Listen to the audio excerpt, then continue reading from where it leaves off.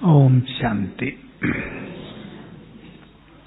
कल की मुरली पे क्लास करेंगे। कल परसों संडे, परसों की मुरली पे।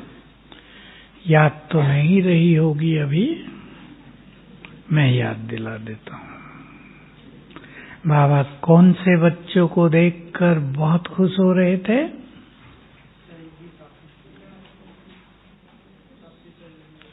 दिल तख्त नशीन, साथी सहयोगी।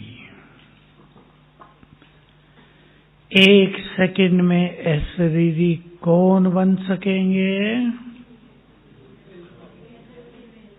वाह, बड़ी अच्छी। मैं सोचा किसी को याद नहीं होगी। जो वैरागी होंगे, बेहद तो है ही, पर वैरागी।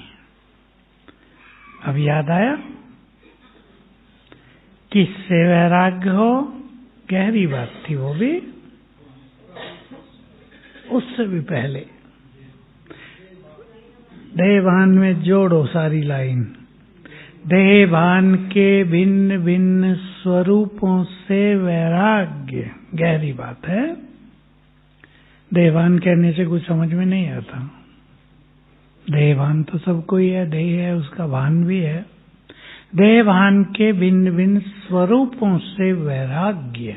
उदाहरण, हम देह में रहते हैं तो देह को ही देखते हैं, देह से ही बात करते हैं, देह की पालना में रहते हैं। पालना तो देह की करनी होती है, 84 जन्म।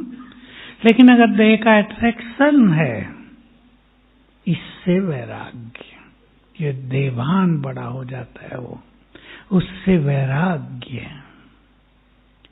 और वैराग्य के लिए आत्मिक दृष्टि और दूसरी बात सुनाओ। एक तो आत्मिक दृष्टि चाहिए, लेकिन संपूर्ण वैराग्य के लिए चाहिए चाहे और चिंतन। चिंतन, स्मृतियां। जैसे बाबा की मुरली में कल परसों था, तुम्हें एक दूसरे को याद दिलाकर उन्नति को पाना है। क्या याद दिलाना है?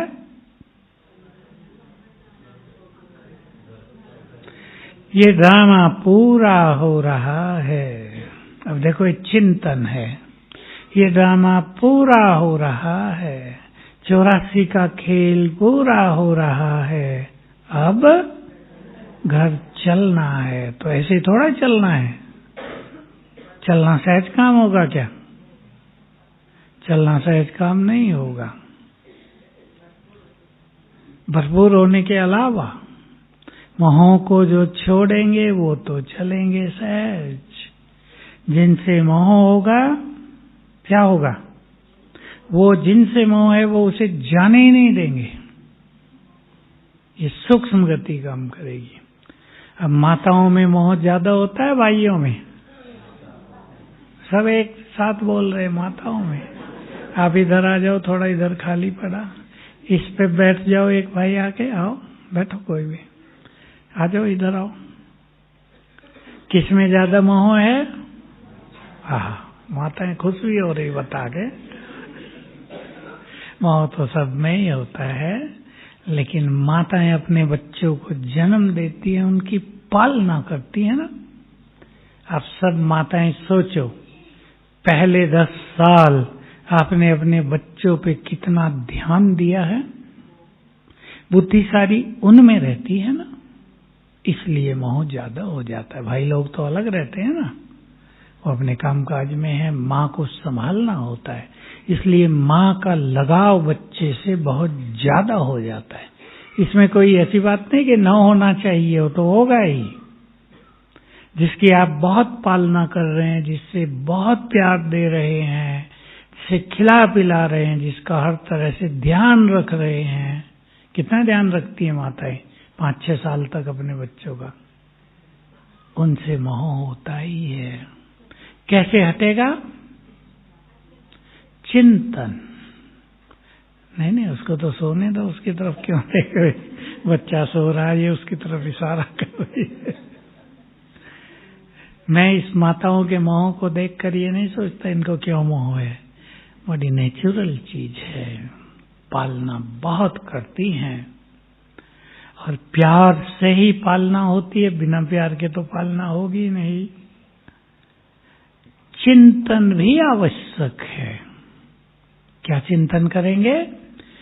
भाई ये हमारे बच्चे हैं, हमने इनकी पालना की, जन्म दिया, इनको आगे बढ़ाया, ये हमारा कर्तव्य है, ये चिंतन करें।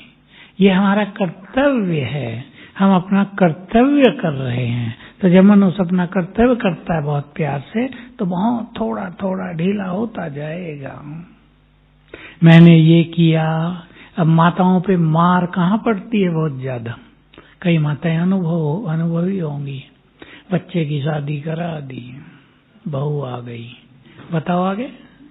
हंस रही माता है मेरी माँ। मुझे तो माताओं से पता चलता है, मुझे थोड़ा ही पता किसी के घर में क्या हो रहा है।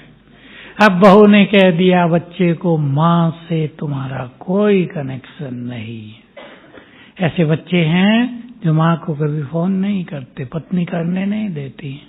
अब तब माताओं पे जो दबाव आता है, जो दिल दुखता है, जो मोहों को कष्ट पहुंचता है, वो बहुत भारी होता है। माताएं बताती हैं, बेचारी रोने लगती हैं। तो इन सब से बाहर निकलने के लिए चिंतन, ध्यान देंगे इस शब्द पे, चिंतन परम आवश्यक है। देवान के भिन्न भिन्न स्वरूप, देवान से ही सारे विकार पैदा होते हैं।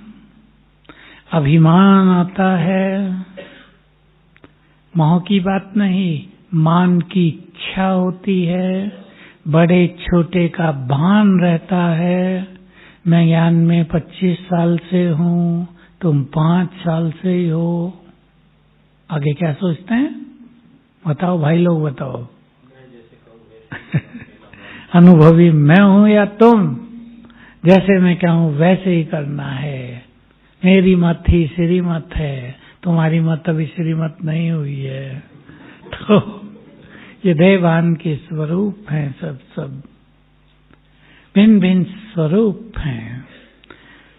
तो बाबा ने कुछ गुह्य बातें जो बताई, उन पे आज हम थोड़ी ओपन चर्चा करेंगे, जो कभी कोई नहीं करता। जरूरत सबको है। संस्कार इमर्ज हो जाते हैं। क्यों? याद करो बाबा ने क्या कहा? उन्हें पूरी तरह भस्म नहीं किया है। दबे हैं तो निकल जाते हैं। अब पहला संस्कार हम ले रहे हैं, जिसमें बहुत लोग फेल हुए हैं और होते हैं।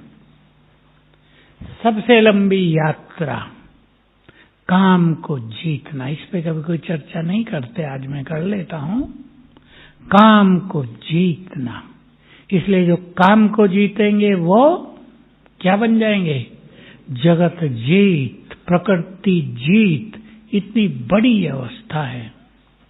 लेकिन काम से हार कर ही लाखों बाबा के बच्चे बाबा को छोड़कर गए हैं।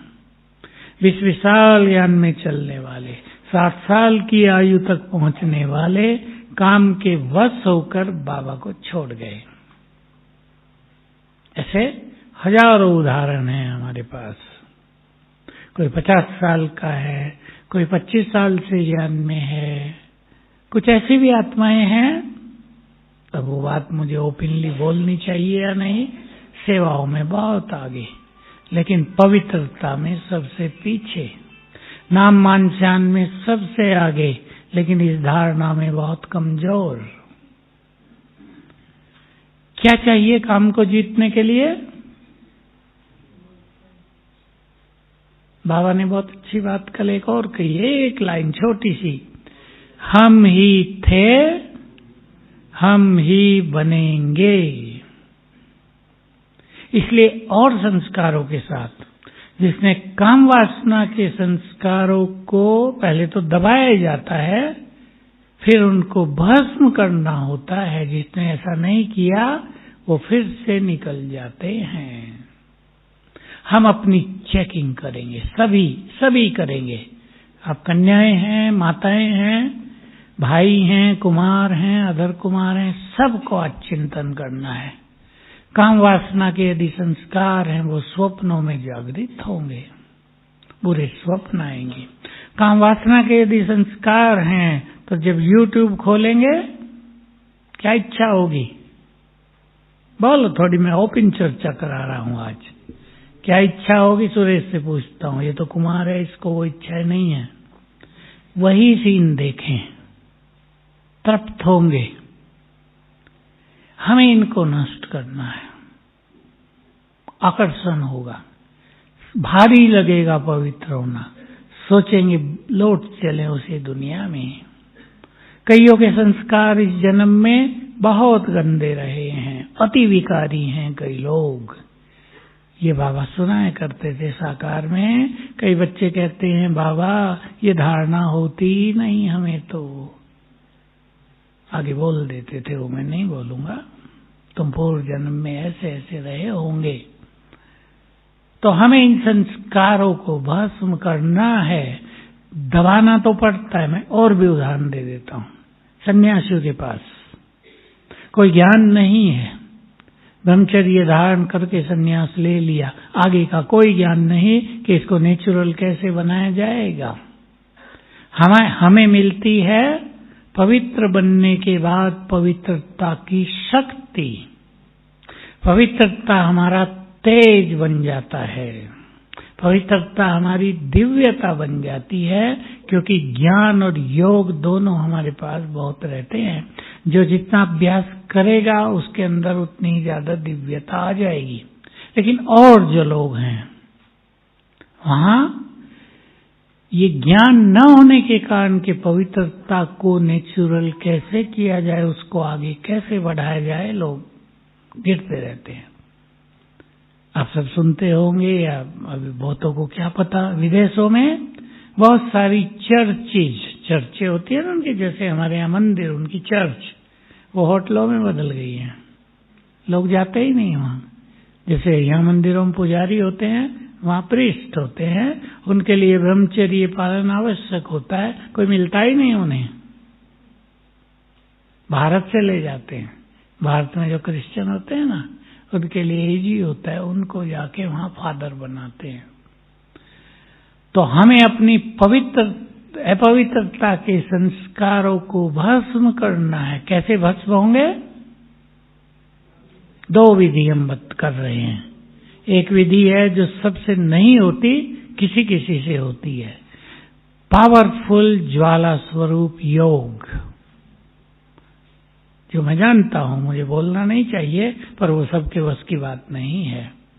बहुत कम लोग उसका अभ्यास कर पाते हैं, क्योंकि उसके अभ्यास के लिए सारा दिन अशरीरीपन का कई बार अभ्यास, मन को व्यर्थ से मुक्त रखने का सुंदर लक्ष्य, श्रेष्ठ स्वमान, इनकी बहुत आवश्यकता होती है।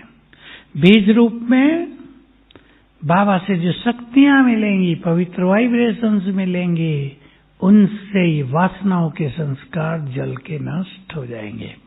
जितने जितने हम शरीरी बनेंगे, कर्मेंद्रियां शीतल होंगी, संस्कार पवित्र होते जाएंगे। सब इनका अभ्यास करेंगे। इसलिए और ओपनली बोल देता हूं, संपूर्ण निर्विकारी आत्माएं संसार में केवल 8 ही बनती हैं। संपूर्ण निर्विकारी, निर्विकारी शब्द प्योरिटी से भी थोड़ा बड़ा है। बाप समान, जिनकी प्योरिटी वैसी होती है जैसे भगवान की पवित्रता। बाकी 100 विजयी बन जाते हैं, उनकी प्योरिटी बहुत सुंदर होती है। तो इस पर हमें ध्यान देना है। जब बीज रूप अच्छा कर सकते हैं, उन्हें वो करना चाहिए। इसके लिए रोज 2 बार, कम से कम 2 बार परम धाम में जाकर बैठ जाएं आत्मा बनकर। मैं आत्मा चमकती ज्योति और परम धाम में हूं। वहां मेरी लाइट, मेरा तेज और आत्माओं से ज्यादा है। ये संकल्प करके बैठे, अपने को वहां देखें, किरणें फैल रही हैं, ऊपर बाबा है, नीचे मैं हूं, वो ज्ञान सूर्य, मैं मास्टर ज्ञान सूर्य। थोड़ी थोड़ी देर बाद भी आधे आधे मिनट से शुरू करेंगे, फिर 1 मिनट, फिर 3 मिनट। 1 मिनट आप वहां स्थिर होने लगे तो बहुत बड़ी सफलता हो जाएगी। इससे बहुत सारी चीजें मर्ज हो जाएंगी। जैसे जब आत्मा फाइनली परम धाम में जाएगी, देखो ये सुंदर सा रहस्य सभी को ख्याल में रहे। हमने 5000 साल का पाठ बजाया, वो सब संस्कार हमारे अंदर है ना, पूरा पाठ। हम परम धाम में पहुंच गए तो क्या होगा, वो पाठ सारा समा गया और मर्ज हो गया, समा गया आत्मा में। सब संस्कार सब कुछ समा गए, आत्मा बिल्कुल शुद्ध, निसंकल्प, निर्विकार, निराकार स्थिति में आ गई। ऐसे ही जब हम परम धाम में जाकर बैठेंगे 1 मिनट, तो यही काम शुरू हो जाएगा। सारा पाठ समाने लगेगा, पास्ट भूलने लगेगा, संस्कार मर्ज होने लगेंगे। इसलिए बहुत सुंदर साधना है, लेकिन अभ्यास के लिए हमें ध्यान देना ही पड़ेगा। ये नहीं आपे ही हो जाएगा। ये निसंकल्प समाधि है जो सन्यासियों के लिए थी ना, और तब भी हजारों सन्यासी में से कोई एक निसंकल्प समाधि तक पहुंचता था। हम सबको बहुत अच्छा ज्ञान है, सभी इसकी प्रैक्टिस करेंगे बहुत अच्छी। ठीक है, करेंगे ना। इसलिए साधनाओं के लिए अपने जीवन में थोड़ा समय निकालना चाहिए रोज। ये कहने से काम नहीं चलेगा हम तो बहुत बिजी हैं, कोई बिजी नहीं है। लक्ष्य अगर है तो समय है। अब मुझे यहाँ क्लास कराने आना था, मैं बहुत बिजी था, आज एक प्रोग्राम भूल गया था, लेकिन मुझे आना था, मैंने कह दिया था, तो मैं सब काम छोड़ छाड़ के आ गया। कुछ छोड़ के ही कुछ मिलेगा ना। एक काम छोड़ेंगे तो दूसरा होगा ना। सारे काम आज ही कर लें पूरे साल के, चलेगा? कल भी तो है ना। कुछ छोड़ें तो कुछ करें। इसलिए सभी अपना एक सुंदर प्लान बनाएं।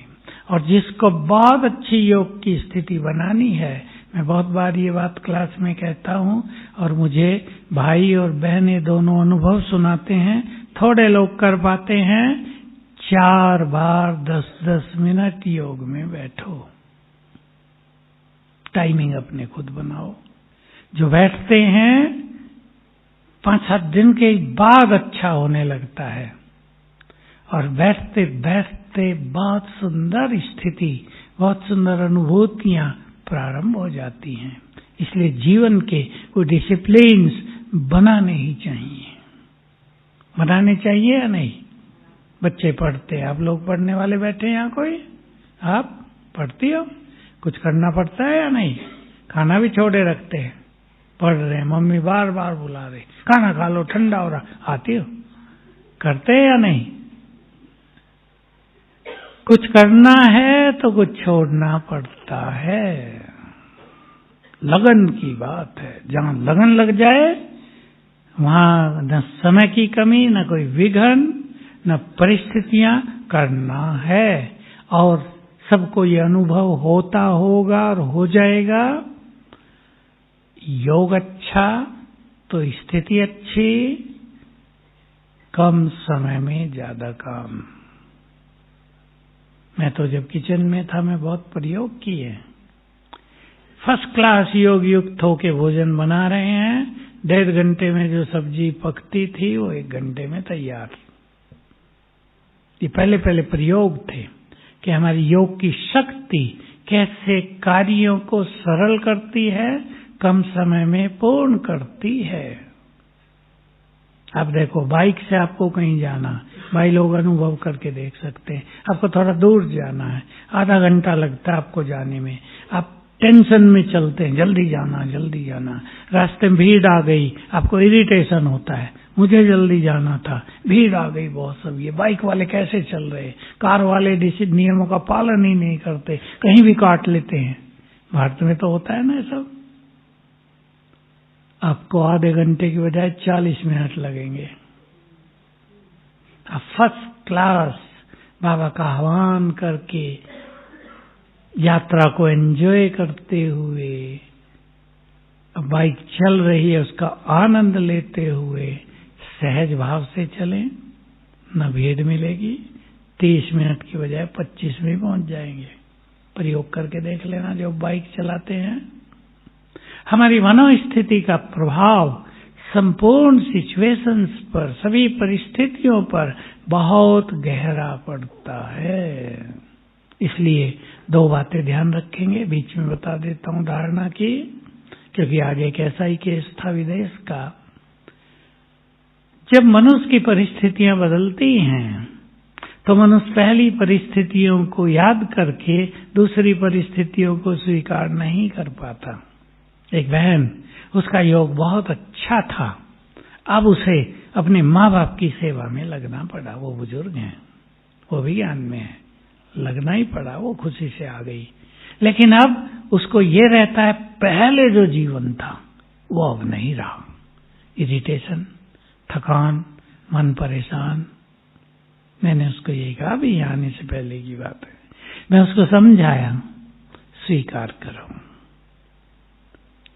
तब वो था, अब ये है। अब इसको छोड़ के तो आप नहीं भाग सकते। कहा बिल्कुल नहीं भाग सकती, बुजुर्ग हैं दोनों, 80 साल तक हैं। जिस परिस्थिति में हम आ गए उसे स्वीकार करके उसी में अपने पुरुषार्थ का मार्ग ढूंढ लो। अंडरलाइन करें सभी। परिस्थिति नहीं बदलेंगी, बदलना हमें है। और जब हमारी स्थिति अच्छी होगी तो परिस्थितियां बदलने लगेंगी। परिस्थितियों को स्वीकार करके मन को हल्का रखकर अच्छे अभ्यास करेंगे। तो प्लान बनाएंगे 4 बार योग में बैठना। आप 2 बार सवेरे बैठ जाओ। यहाँ तो आपको सेवा है, घर में काम अपने अनुसार सेट कर लो, यहाँ भी सेटिंग है। सवेरे कर लिया, फिर मुरली क्लास में जाने से पहले 10 मिनट फिर कर लिया। ये नहीं बाबा के रूम में जाके करेंगे, सब तो वहां नहीं जाएंगे, कहीं बैठ के कर लो, बहुत स्थान है यहाँ, घूम फिर के कर लो। एकाग्रता बनती जाएगी, संस्कार भस्म होते जाएंगे, जिससे बीज रूप स्थिति का अभ्यास नहीं होता। ये बीज रूप है, ज्वाला स्वरूप, बीज रूप, ज्वालामुखी, पावरफुल योग, बिंदु रूप, ये सब एक ही योग के नाम है। इसका अर्थ है जब मन एक संकल्प में कुछ समय स्थित हो जाए। ध्यान से सुन ले परिभाषा बाबा की दी हुई। मन एक ही संकल्प में कुछ समय स्थित हो जाए, वो है बीज रूप, बिंदु रूप, ज्वाला स्वरूप, पावरफुल योग। जितने मन में कम संकल्प होंगे उतना ही योग पावरफुल, जितने ज्यादा संकल्प उतना ही योग हल्का। वो भी योग है, उससे फायदा होगा लेकिन हल्का। तो एक करेंगे सभी पावरफुल योग से अपने संस्कारों को भस्म, बीज को भस्म। इसलिए बाबा के बहुत सुंदर शब्द थे, बीज रूप स्थिति से ही संस्कारों के बीज को भस्म किया जा सकता है। जिनसे ये नहीं होता, अभी करना है ये, पर मान लो अभी नहीं हो रहा है।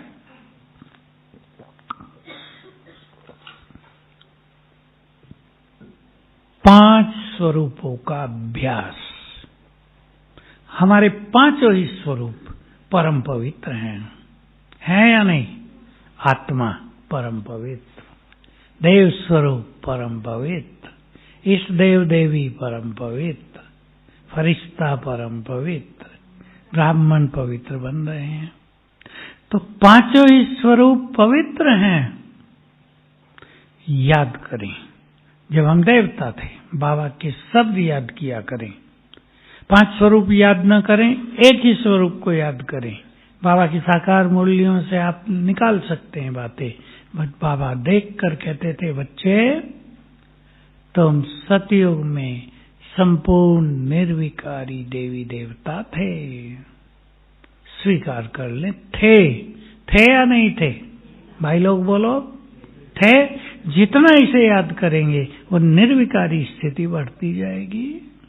देव स्वरूप, देवियों का देव स्वरूप देखो, कितने भी सुंदर हो मंदिरों में, कितनी पवित्रता झलकती है उनके चेहरों से। वो हमारा स्वरूप है, हम हैं वो, हम थे ये, हमारी यादगारें हैं ये। और ये पूजन 2 ही आधार पे होता है ना, याद कर लो बाबा के महावाक्य। जो आत्माएं पवित्र बनती हैं और बाबा के कार्यों में सहयोग देती हैं, उनका पूजन होता है।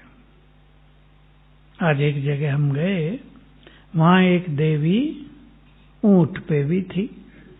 मैंने कहा, देवी की ऊंट की सवारी? मैं तो शायद कभी देखा नहीं था। बकरी की तो है, मुर्गे की भी है, लेकिन आज देखा ऊंट पर सवार है देवी। क्या रहस्य है इसका? ऊंची स्थिति। ऊंट तो टेढ़ा मेढ़ा है। ऊंट रेगिस्तान में तेज दौड़ता है। मैं सोचा रेगिस्तान में इस बहन ने सर्विस की है बहुत। बहन तो पूजनीय है ना, ऊंट पे बैठी है। तो ऊंट पे बैठ के रेगिस्तान में, इधर हमारे जैसलमेर है ना, राजस्थान में ही है, वहां ऊंट ही चलते हैं। रेत में ऊंट ही चल सकते। पैर चौड़ा होता है ना नीचे से, तो वो नीचे नहीं जाता, रेत में दौड़ सकता है वो। इसलिए मिलिट्री के पास भी वहां ऊंट ही होते हैं, घोड़े नहीं होते। रथ तो ये तो चल ही नहीं सकती गाड़ियां, अब तो सड़कें बन गई, लेकिन ऊंटों से ही चलते हैं। तो हमारे 5 ही स्वरूप परम पवित्र हैं। जब आप परम धाम में बैठे, याद कराया करें अपने को, यहां मैं आत्मा परम पवित्र हूं। आत्मा के पवित्र संस्कार जगने लगेंगे, काम के संस्कार नष्ट होने लगेंगे, क्योंकि वो समय आ गया है जिसको बाबा कहते थे कि अंतिम समय आएगा, कलयुग में विकारों की आंधी चलेगी, उसका प्रभाव आत्माओं पर पड़ेगा, और जिसके अंदर जिस विकार के बीज होंगे वो प्रकट हो जाएंगे, फलीभूत हो जाएंगे। जैसे कोरोना में हुआ, बहुतों के साथ बहुत ज्ञान छोड़ के गए, क्योंकि काम वासना के संस्कार जग गए। तो जगे नहीं, इसके लिए उन्हें जलाना है। बोलो, तैयार हैं साधना के लिए भाई लोग? ये सबकी जरूरत है। इसमें ये नहीं कि इसमें काम वासनाओं के संस्कार नहीं है, सब में है। जो साधना करेंगे वही उन पर विजयी होंगे। विजयी रतन बनना है। स्वमान ले लें आप, 2, 3, 4, 5 सुन ले स्वमान। मैं विजयी रत्न हूं। चिंतन करेंगे उस पर। कल्प कल्प मैंने इस माया को जीता है, अब भी मेरी जीत निश्चित है। ये अपने को स्मृति दिलाया करें, हमने ही तो जीता है इस माया को। तभी तो ये कहावत प्रसिद्ध हुई, काम जीते जगत जीत। किसी ने तो जीता है, वो हम हैं। दूसरा, मैं मास्टर सर्वशक्तिवान हूं। शक्तियां जागृत होंगी तो विकारों को, कर्मेंद्रियों को कंट्रोल कर सकेंगे। तीसरा, मैं स्वराज्य अधिकारी हूं। मन, बुद्धि, संस्कारों की, कर्मेंद्रियों की मालिक हूं। चौथा, मैं पवित्रता की देवी हूं, पवित्रता का फरिश्ता हूं। पांचवा, मैं पुण्य आत्मा हूं। 5 कम से कम प्योरिटी से जुड़े हुए स्वमान हैं ये। मैं पुण्य आत्मा हूं, क्योंकि जो पवित्र हैं वही पुण्य आत्माएं हैं। इन स्वमानों के अभ्यास करने से पवित्र संस्कार जागृत होते जाएंगे। कुछ संस्कारों को हमें जगाना है, जगा के कुछ को बढ़ाना है, और जो निगेटिविटी उसके विपरीत उसको जला के भस्म करना है। बाबा ने हम सभी को पवित्रता के संस्कारों को जगाने के लिए ये बहुत सारी स्मृतियां दिलाई हैं, जो सन्यासी आदियों को नहीं है, जो क्रिश्चियंस में नहीं है, जो और धर्मों में कहीं नहीं है, इसलिए उन्हें बात भारी लगती है। तुम पवित्र देवता थे, जब तुम परमधाम में हो तो संपूर्ण पावन हो, निर्विकारी हो। 2500 साल तुम पवित्र रहे हो, याद दिलाया है हमें। कल कल तुमने ही माया को जीता है, हमें याद दिलाया है। कोई याद दिला दे कि कल भी तुमने ये काम किया था, तो आज करना सहज हो जाएगा ना। कोई याद दिला दे तुमने काम तो 100 बार किया है, तो अब करना इजी हो जाएगा। बाबा ने याद दिला दिया, तुमने इस माया को कितनी बार जीता है? कल्प कल्प जीता है, अनगिनत बार जीता है। इसको और चिंतन में लाएंगे। माया को जीतने की शक्ति मेरे पास है। संकल्प किया करें, इन स्मृतियों में बहुत पावर रहेगी। माया को जीतने की शक्ति मेरे पास है। तो बाबा ने स्मृतियां दिलाई, योग सिखा दिया, ताकि हम शक्तियां बाबा से लें, पवित्र वाइब्रेशंस लें और पवित्रता को परफेक्ट करें। क्योंकि अगर हमारी पवित्रता अच्छी नहीं है तो योग अच्छा हो नहीं सकता। ध्यान देंगे सभी जिनका योग नहीं लगता, उनको चेक करना है अपने को। व्यर्थ संकल्प भी अपवित्रता है, चाहे वो व्यर्थ संकल्प कैसे भी हों, कैसे भी हो।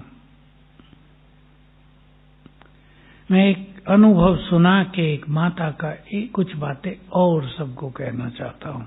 अभी अभी की बात है, वो भी आज शाम को अभी कोई आए कि उसके डिवोर्स की बात चल रही है। पहले से ही पति का झगड़ा चलता था। अब पति गलत राह पर है, सब समझते हैं आजकल की गलत राहें क्या हैं। अभी इस माता ये 2 साल से अपने घर है, 2 बच्चे हैं, एक उसके पास एक इसके पास। अभी इसको दबाव पड़ रहा है डिवोर्स करो, लेकिन ये पढ़ी लिखी नहीं है। अब ये बच्चे की पालना कहां से करेगी? भाई और भाभी के पास रहती है, वो तो आप जानते हैं, कोई भाभी अपनी ननंद को रखेगी नहीं। वो जल्दी कह रही फैसला करो, यहां से निकलो। अब ये बेचारी फिर भी रह रही है। अब मैंने इससे पूछा योग लगता है? कहा योग कहाँ लगता है। रोने लगी बेचारी। सारा दिन यही तो चिंता रहती है, बच्चों को कौन पढ़ाएगा, इनका भविष्य क्या होगा। ध्यान देंगे इस बात पर। आपको ये चिंता होना तो नेचुरल है कि मेरे बच्चों का क्या होगा, इनको कौन पढ़ाएगा। दूसरी 2 माताएं भी साथ आई थी उसके। वो कहने लगी अभी महाविनाश का समय समीप आ गया है, अब पढ़ाई लिखाई की ज्यादा परेशानी अपने मन में न पालो। ठीक बात है या नहीं? वो माताएं कह रही उसे। अगले साल के लिए लोगों ने डिक्लेयर किया हुआ है कि भूकंप बहुत होंगे, हो रहे हैं। नेपाल की तरफ से आते हुए तो एनसीआर कहते हैं ना, दिल्ली और उसके आसपास के एरिया को बहुत भूकंप हो रहे हैं। थोड़े छोटे स्केल पर आ रहे हैं, थोड़े बढ़ भी गए थे। अभी 6 तक पहुंच गया, वो बढ़ गया 8 तक पहुंच गया, तो महाविनाश। तो हमें थोड़ा सोचना है।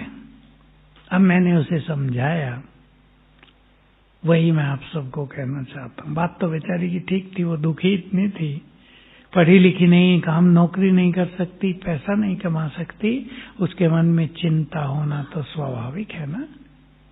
खुद कहाँ से खाऊंगी, बच्चों को भी तो खिलाना तो है ना। चलो पढ़ाई में कुछ तो पैसा लगेगा ही, 10वीं तक भी पढ़े तब तक कुछ तो पैसा लगेगा। मैंने कहा तुमको नशा है कि बाबा मेरे साथ है? क्या उत्तर होगा उसका? ये जो परिस्थितियां हैं ये इस नशे को ढीला कर देती, हम जानते हैं। अगर वो सोचे भी बाबा मेरे साथ है तो भी नशा नहीं चढ़ेगा, केवल संकल्प होगा। मैंने उसको थोड़ा सा कन्विंस किया, अपनी और अपने बच्चों की जिम्मेदारी बाबा को दो। सर्वशक्तिवान, सारे संसार को पालने वाला तुम्हारा है। अब वो क्या है, ये होता है जब मनुष्य बहुत निगेटिव में, दुविधाओं में, परेशानियों में जीता है। 2 साल से जी रही है वह, तो ये सब चीजें खत्म हो जाती हैं। मैं उसको जगाया, सबको पालना करने वाला, सबके बोझ हरने वाला तुम्हारा पिता है, परम पिता है। दे दो उसको अपने बोझ आज ही। भोग लगाओ बाबा को। पूछा भाभी 7 बनाती है, कैसे लगाऊं? मैं कहा सवेरे 4 बजे लगाना, आपको बर्तन धो के लगाओ भोग। कहा परिवार वाले सब कहते हैं मैं योग करती हूँ, क्या करने लगी तुम? कहो ना मैं भक्ति कर रही हूँ भगवान की। अब बेचारी उसे ये भी नहीं आता था। तो एक दूसरे को जगाएंगे। हमें कौन साथ दे रहा है? बोलो माताएं, बोलो। स्वयं भगवान, जिसका साथ मिलने के बाद सब कुछ सहज हो जाता है। ये विश्वास बहुत बड़ी चीज है, केवल विश्वास। इस नशे में अगर रहेंगे तो बाबा की बहुत मदद मिलेगी। वही भाई और भाभी कहेंगे कोई बात नहीं, तुमको परेशानी है ना, रहो हमारे पास। मन बदल जाएंगे। और माताओं को क्या सीखना चाहिए इससे? बोलो, बात खराब भी है लेकिन बहुत अच्छी है। क्या सीखना चाहिए? एक दूसरे को साथ दें। परिस्थिति किसी के पास भी आ सकती है, जरूरत किसी की पड़ सकती है। अब ये मेरे घर में आ गई, हिस्सा मांगेगी। कोई किसी को हिस्सा नहीं दे रहा है, सब अपना अपना बोलो भाग्य लेकर चल रहे हैं। माताओं को यही चिंता होती है, ये आ गई अब ये हिस्सा मांगेगी, हमारे बच्चों का क्या होगा। दूर दूर की सोचते हैं, ऊपर की सोचो जरा। तो कौन मुझे साथ दे रहा है? तो सभी बहुत अच्छा योग करेंगे। 5 स्वरूपों का अभ्यास, न काम के संस्कार जगे, न क्रोध के, न लोभ के, न मोह के, और सबसे बड़ी चीज है अभिमान, मैंपन, जो संस्कार जगते रहते हैं, जो बहुत सूक्ष्म है। बाबा ने कहा सत्कार बहुत मिलेगा, स्वमान मिलेगा, मान सम्मान मिलेगा, धन संपदा मिलेगी, वो तो तुम्हारे श्रेष्ठ कर्मों का परिणाम है। लेकिन क्या न करना? उसे स्वीकार न करना। सेवाओं के लिए है सब कुछ। तो बहुत अच्छा था, प्रकृति दासी होगी, ये सब कुछ बहुत बढ़ेगा, बहुत मिलेगा, लेकिन मेरे लिए नहीं, सेवाओं के लिए। हम तो हैं ही उसमें, ये नहीं हम भूखे रहेंगे और फिर सेवा करेंगे। हम तो उसका सुख लेंगे ही, लेकिन हम उसमें ही लग जाएं, ज्ञान योग छोड़ दें, इससे सभी को अपने को बचाना है। तो बहुत अच्छा चिंतन करेंगे इस मुरली पर और ध्यान देंगे हमें इन विकारों से वैराग्य हो। समय हमें वैराग्य न दिलाए। बहुत अच्छे शब्द थे ना। रचना अगर रचयिता का टीचर बने तो कैसा लगेगा? रचना है समय तुम्हारी। समय पे तो सारे संसार को वैराग आएगा ही। तुम्हें ऐसा वैराग प्रकट करना है जो तुम्हें देखकर संसार को वैराग आए, क्योंकि जब तक तुम्हें वैराग नहीं होगा, बहुत सुंदर शब्द थे बाबा के, तुम सारे संसार को बाबा का संदेश नहीं दे पाओगे। बड़ी गुह्य रहस्य की बात है। तो सभी अपनी चेकिंग करेंगे और देख लेंगे कोई संस्कार विशेष रूप से काम कर रहा हो, उसको योग अग्नि में जलाना है और 5 स्वरूपों के अभ्यास से नए अच्छे संस्कारों को जागृत करना है। ओम शांति।